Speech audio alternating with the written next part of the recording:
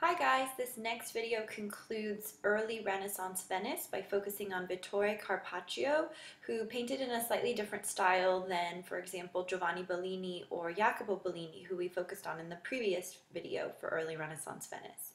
So Vittore Carpaccio, he represents a lot of narrative scenes, so large-scale scenes where you see a lot of details of architecture, but also lots of human forms incorporated. So he created these series of narratives for what were called the Scuole, or the confraternities of Venice, these spiritual organizations where people could gather together. So I've just called this Glimpses into Venetian Life because these narratives tended to incorporate some architecture that one might encounter in Venice, but also some fantasy elements as well.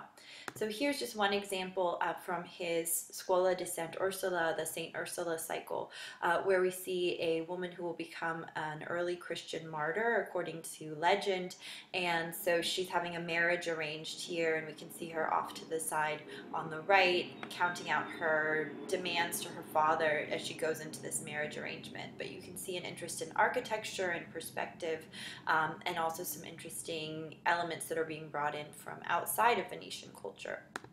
Another scene from the St. Ursula cycle is this scene of the dream of St. Ursula. So we see her in her bedchamber, and this allows us some ideas of what a Venetian bedchamber might have looked like. You have a very luxurious bed in this case. You also have an area for prayer, a holy image that would have been incorporated, water here, maybe holy water, also shutters in this portion, the types of glazing or glass that would have been incorporated into a very large, very palatial type of bedroom is what Vittore Carpaccio is trying to get at here.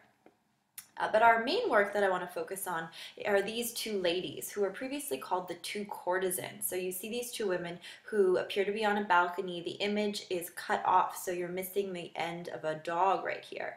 But everyone always thought that these were two courtesans that became part of this legend of courtesan culture in Venice over time, that really developed over time and has become part of the popular culture of Venice, a lot of movies and things like that. But what we think now is that these are probably Venetian women, maybe nobility. You have an indication of a coat of arms here on this ceramic vessel.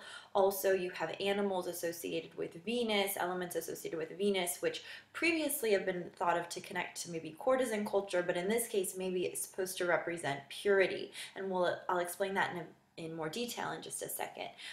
So you have a myrtle plant associated with Venus, doves, a fruit, some type of fruit that might be associated with the Judgment of Paris, connecting it back to Venus. So maybe this has more to do with women being loyal, possibly even connecting to ideals of marriage, or waiting for one's husband to return.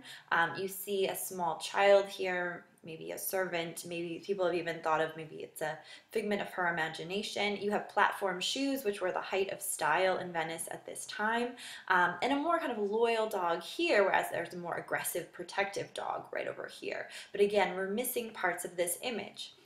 So one part that connected to this image has come to light. So we see that here. So this portion over here, the hunting scene, is probably the top portion of this painting. So one of the mysterious parts of this painting were these flowers right here. And so if we go down one, you can see that this portion connects to this right here. And if we connect it all together, you see it's a very different image. And one of the key ideas that scholars have argued is that you have a differentiation of genders here. You have the women being more passive at home, waiting, and the men more active in the hunt out on the Venetian lagoon. So a very nice contrast, and I think it helps to explain that these are probably not courtesans, that these are probably the noble women doing what they are supposed to be doing.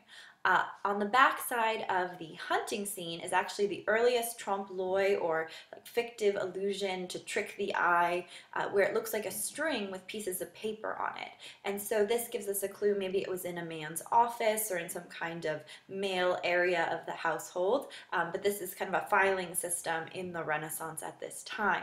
So again, this is the front and this is the back, and it has hinges, so we can get connected to some kind of hinge shutter or something like that. So there you can see an overall view where we're missing one panel and the original has been cut in two, probably as a way to just make more money out of this image rather than have a really long, tall image. Eventually they just sliced it so that you could have two paintings rather than one to sell.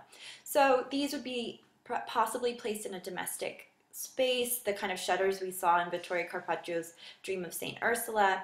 So there's just a reconstruction that I created, giving you a sense of maybe how it would fit within that domestic space. Clearly, men and women occupied different spaces in the Renaissance. We can see that in these types of processions where it's all male and women seem to be heading straight to the church. This is San Marco, the main or the basilica that connects to the Doge's palace in Venice. So women, this would be the way maybe they would go and get some air up on their altana, this upper balcony, and you can still see them in Venice today. And this idea of separating again is something that extends back to the medieval period and a variety of other periods. So here I just have a jousting or tournament scene as a comparison of women in the background being very passive and men being very active in the joust in this case. So a nice comparison to the women on the balcony and the hunt in the lagoon. And there are just some modern lagoon scenes to give you a sense of what Vittorio Carpaccio is alluding to, the type of wild lagoon that one might encounter as you leave the city of Florence. So this is a semi-complete image. It gives us a much nicer sense of who those two women are and gives us a much more complete picture of it, although we are still missing that other portion. So hopefully one day we will find it. Keep an eye out for it.